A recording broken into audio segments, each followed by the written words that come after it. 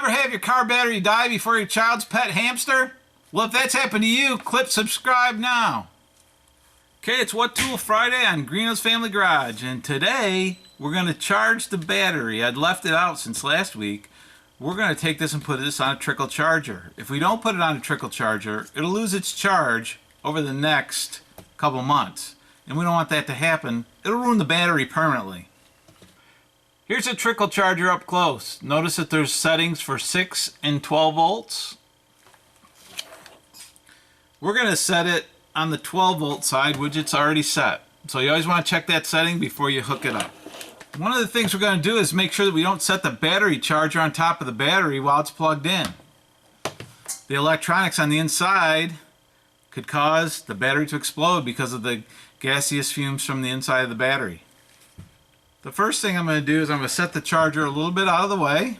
So we're going to take this red clamp, which is the positive from the battery maintainer, and we're going to put it on the positive battery post.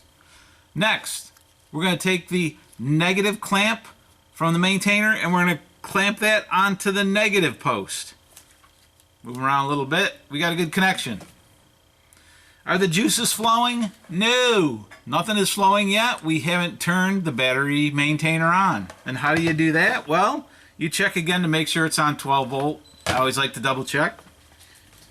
Then you just take the plug, if we can find it here. You take the plug, keep the maintainer a little ways away from the battery, take the plug, and you just plug it into the 110.